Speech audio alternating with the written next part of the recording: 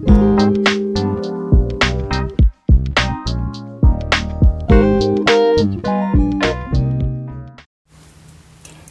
à tous, bienvenue dans ma toute première vidéo de ma chaîne. Je suis Lily Dodson et je suis française et je dessine. Je suis pas du tout une professionnelle de l'illustration ou quoi que ce soit. Ça fait quelques années que j'ai un compte Instagram où je mets mes dessins, mes illustrations, mes gribouillages. Et j'avais envie de tenter l'aventure YouTube. Donc me voilà dans cette première vidéo. Et du coup, pour cette première vidéo, ce sera un speed drawing. D'ailleurs, dans la première partie de cette vidéo, comme vous pouvez le constater, on voit essentiellement ma tête et mes galères avec ma tablette lumineuse. Alors, normalement, il n'y aura pas de problème, on voit juste ma grosse tête qui vient d'être lavée dans la suite de la vidéo. Je suis désolée. C'est la toute première fois que je me filme en train de dessiner, donc j'apprends encore. Et je pense pour les prochaines vidéos essayer de changer l'angle de caméra pour que ce soit mieux, qu'on voit moins ma tête, qu'on voit plus ce que je suis en train de faire. Mais normalement pour la suite ça devrait aller. C'est vraiment la première partie de cette vidéo qui est un peu catastrophique. Pour ce qui est de la tablette lumineuse, c'était la première fois que je l'utilisais. Donc voilà, vous me voyez la découvrir et avoir les problèmes qui vont avec. Parce qu'en fait, l'histoire c'est ça. C'est que là, comme vous la voyez, en fait elle est à l'envers. Elle est censée, le bouton on-off que vous voyez en bas à droite, est censé être en haut à gauche. Sauf que la prise de la tablette se trouve au même endroit, comme vous pouvez le voir. Et sauf que mes prises se trouvent à ma droite. Et vis ma vie de galérienne. Et le câble n'est pas suffisamment long. Donc voilà. La prochaine fois, j'essaierai de faire un meilleur setup. Pour pas avoir de problème où ma main éteint sans faire exprès la tablette lumineuse. Mais donc, à part mes petits problèmes où ça s'éteint inopinément, c'est vraiment un outil qui est très chouette. C'était la première fois que j'ai utilisé.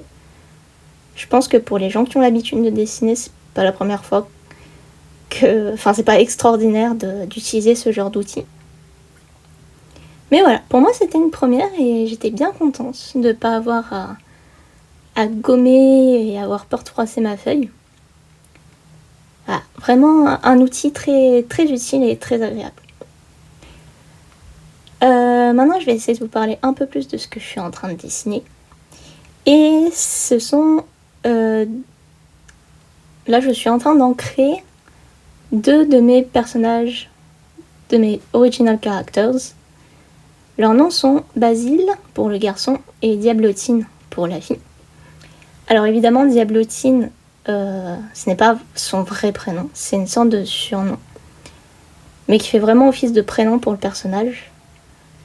Je peux pas trop vous expliquer pourquoi elle s'appelle comme ça. Et pourquoi on l'appelle pas par son vrai prénom.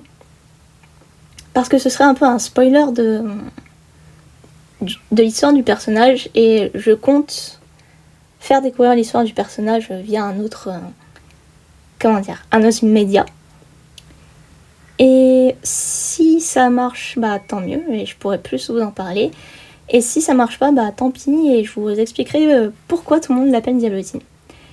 Mais dites-vous que la version officielle, c'est parce que c'est vraiment un diablotin en fait. Elle saute de tous les côtés, elle court tout le temps partout, elle fait des blagues H24. C'est vraiment les jumeaux Weasley, mais 2 en 1. Donc voilà. Et les gens l'appellent Diablotine parce que voilà, c'est un vrai petit diablotin qui sort de sa boîte. Ah, là je suis en train d'ancrer une version moderne, donc un moderne AU, pour Alternative Universe, de Judo. Judo, personnage de Berserk, mon personnage préféré de Berserk. Et je crois que c'est le personnage préféré de pas mal de fans de Berserk. Faut dire que dans cet univers où tous les personnages sont soit très sombres, soit très moralement gris. Avoir un personnage comme Judo, c'est un peu rafraîchissant. Donc, vous le comprendrez, hein, je suis très fan de Berserk. Mais j'ai découvert le manga il y a très peu de temps. Et j'ai fini, et mettez de grosses guillemets à fini, de le lire il n'y a pas très longtemps. Donc pour les fans de la franchise, vous savez pourquoi je mets fini entre grosses guillemets, parce qu'au final, l'ami de Kentaro Miura reprend les affaires, ce qui est très cool. Vraiment, j'étais très heureuse de me lancer dans l'aventure Berserk. J'étais pas au courant de ça quand j'ai commencé à le lire. Et c'est quelqu'un qui connaît bien Berserk depuis longtemps qui m'a dit mais si en fait on va connaître la fin de Berserk, et qui m'a expliqué qu'en fait l'ami de Kentaro Miura qui connaissait l'histoire, qui a eu la chance de savoir l'histoire, Kentaro Miura lui avait raconté, pour ceux qui ne savent pas. Et on a retrouvé des manuscrits, donc il va finir Berserk. Et c'est cool. Je m'étais lancée dans l'aventure en me disant, bon, Lily, prépare-toi psychologiquement à ne pas connaître la fin. Puis quand on m'a dit, mais si, tu vas connaître la fin, j'étais en mode, oh bah, super en fait. Donc voilà, et j'adore Judo. Et j'ai beaucoup aimé le outfit que je lui ai fait, on voit juste le haut. Et je pense que je vais faire la version complète de son outfit dans un prochain dessin. Et je suis donc passée à l'autre dessin, à l'ancrage de l'autre dessin, qui est donc Diablotine, encore une fois, mais sa version petite sorcière. Voilà, c'est dans un autre Alternative Universe. Alternative Universe où Diablotine est une petite sorcière et Basile est un vampire. J'aime beaucoup dessiner les robes de sorcière de Diablotine. C'est toujours cool, j'aime bien le style un peu witchy. Et sur Diablotine, je trouve que ça rend toujours très mignon. Donc voilà. J'avais essayé de faire un dessin dans le thème, l'ambiance un peu printemps-été. Là par exemple, je suis en train de dessiner un abricotier. Donc abricot, ouais, c'est un fruit plutôt qu'on a au printemps, en été. Puis il y a des petites groseilles aussi. Et dans son panier, Diablotine, elle a des abricots et des fraises. Donc pareil, des fruits plutôt de printemps-été. Donc bien pour la saison. Et j'avais envie de m'entraîner à dessiner des plantes. Et aussi des décors. Parce que ça fait pas mal de temps que je dessine. Ça fait plusieurs années.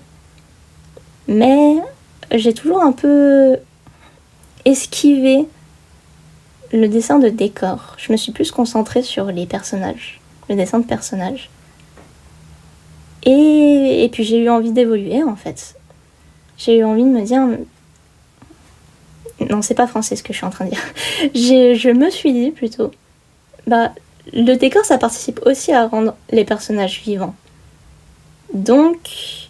Voilà, il serait temps maintenant, tu maîtrises un tant soit peu les personnages. J'ai encore beaucoup à apprendre évidemment. Mais voilà, maintenant que je suis à l'aise avec comment je dessine les personnages, je me suis dit qu'il était temps d'apprendre à dessiner correctement les décors. J'ai encore beaucoup à apprendre, surtout pour ce qui est de la perspective. Pas mal de problèmes avec la perspective, mais j'apprends. C'est ça qui est bien avec le dessin. C'est un truc que j'adore avec le dessin, c'est qu'on est tout le temps en train d'apprendre. On n'a jamais fait son meilleur dessin en fait. Tu fais ton meilleur dessin à un instant T, et une semaine après, tu feras un dessin encore mieux en fait. Parce que entre temps, tu auras appris de nouvelles choses. C'est ça qui est génial. Donc là, on passe à la partie colorisation. Oui, je crois que c'est ça le terme. Des personnages. Donc Basile est un personnage qui a des couleurs très pâles. Donc il a la peau très blanche, très pâle. Il est blond, d'un blond aussi très pâle. Il a les yeux bleus très clairs. Donc, des fois, je me surprends à le mettre en couleur et puis à me dire, est-ce que mon feutre est déjà mort? Ou est-ce que c'est bon, c'est des couleurs hyper pâles? En général, quand c'est du feutre ou de l'aquarelle, une fois que ça a séché, les couleurs ressortent bien. Donc Donc ça va. J'aime beaucoup dessiner au marqueur comme ça. C'est pas le média que j'utilise le plus souvent pour le processus de mise en couleur. Vu que je suis pas sûre que le terme colorisation existe, on va dire mise en couleur. Le média que j'utilise le plus, c'est l'aquarelle. Mais j'essaye de varier, d'apprendre. Voilà, il faut pas se restreindre en fait. Il faut essayer de sortir sa zone de confort. Puis on découvre de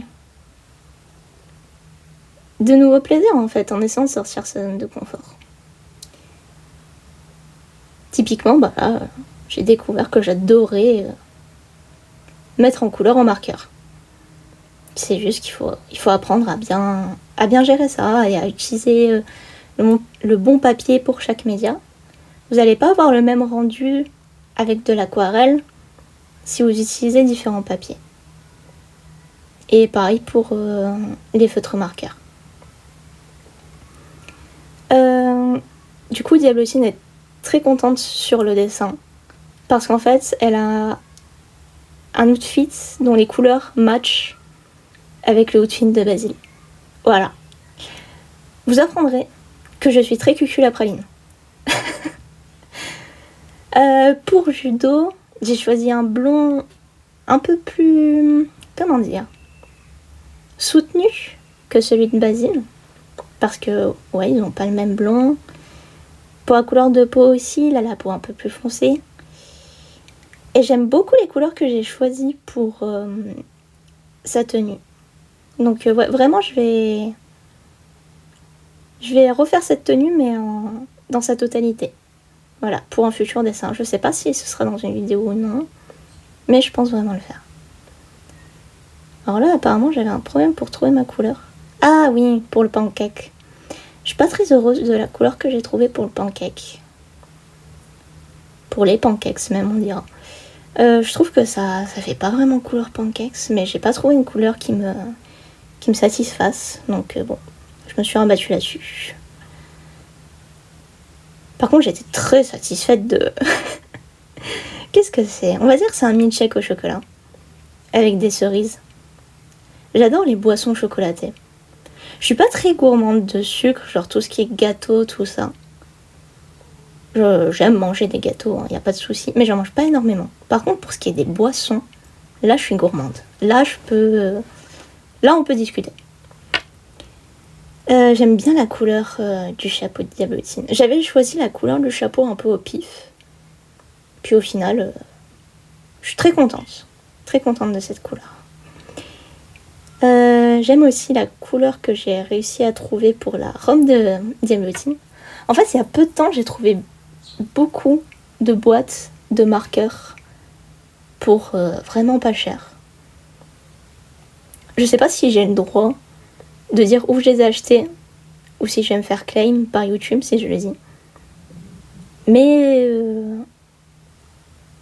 donc c'est un endroit où on peut trouver pas mal de choses pour pas cher et donc j'étais très contente parce que ils sont de très bonne qualité. J'ai acheté des boîtes pour le prix que je peux acheter un feutre dans un autre magasin. Donc voilà, je suis contente parce que j'ai pas forcément énormément de moyens. Comme je l'ai dit, je suis pas une professionnelle, donc j'ai pas d'argent que je gagne que je peux reverser dans mes illustrations, en tout cas pour le moment. Donc, si je peux limiter les dépenses que je fais pour mes hobbies, oh ma grosse tête, tout en pratiquant mes hobbies, je suis contente. J'ai un peu galéré pour la mise en couleur de l'abricotier. Mais j'aime bien le verre que j'ai choisi. J'ai pas mal de verres différents et je les trouve tous très jolis. J'aime bien les verres un peu dans les tonalités vert d'eau. Ouais, j'aime bien.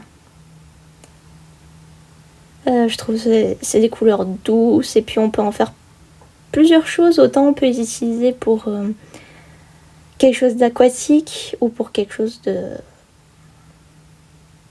Je vais trouver le mot que je cherche. Pour les plantes en fait. Je sais pas s'il existe un adjectif pour ça. En fait, ça s'entend peut-être pas. Mais étant donné que c'est la première fois que je fais une vidéo et la première fois que je fais une voix off, je suis stressée.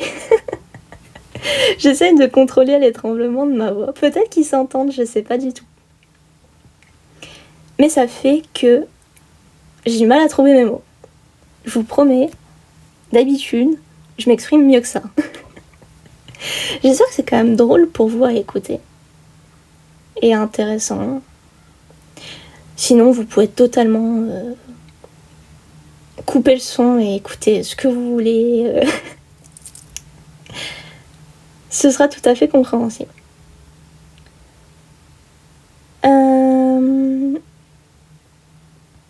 Est-ce que j'ai quelque chose à ajouter sur cette partie du spin drawing? Non, je ne crois pas. Que je vous retrouve plus tard quand j'aurai quelque chose d'intéressant à dire.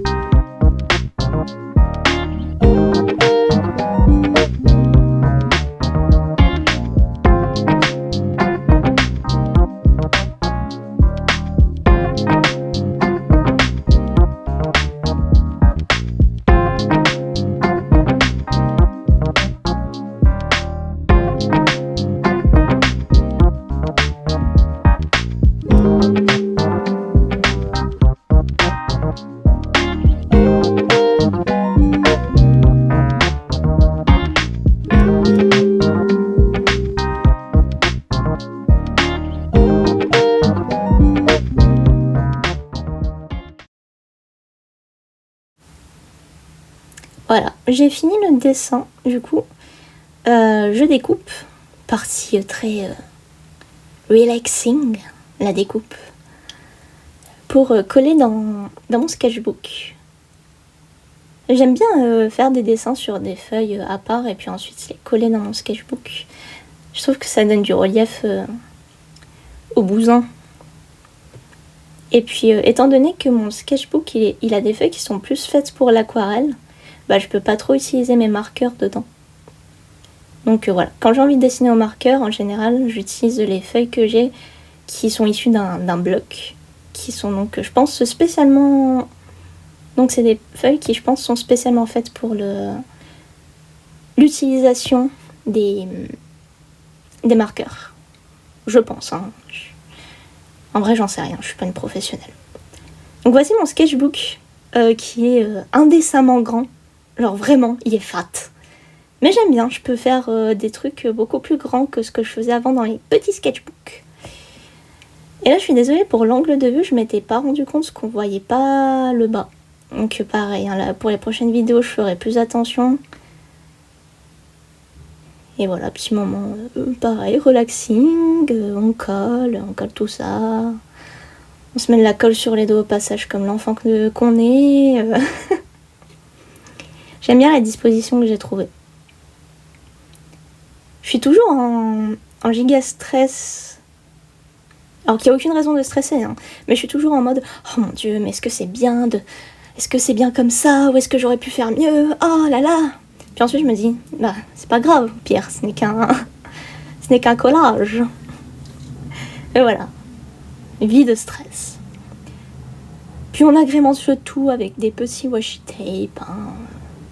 J'aime bien mettre des washi tape et coller des petits stickers sur mes pages. Là je suis en train de chercher parmi ma collection. Il n'y a pas seulement des stickers, il y a aussi des étiquettes que j'ai reçues quand j'ai commandé de la papeterie sur Etsy. Il y a aussi des timbres, des jolis timbres de quand j'ai reçu des lettres ou des commandes Etsy aussi que j'ai découpées pour les garder parce que je les trouvais jolies. Et du coup je voulais les réutiliser. J'ai une collection aussi indécente de washi tape. Un jour je vous la montrerai, genre vraiment elle est honteuse. Mais on s'en fiche, oh, c'est bien les washi tape, hein. Et donc voilà le résultat final. Je suis désolée, j'ai les mains qui tremblent, c'est honteux. Mais n'oubliez pas que je suis stressée. J'aime bien le résultat final. Souvent jusqu'à la fin, et même plusieurs jours après la fin, je suis pas sûre d'aimer. Et en fait j'aime bien. Voilà. Merci d'avoir regardé cette vidéo et puis je vous dis à la prochaine.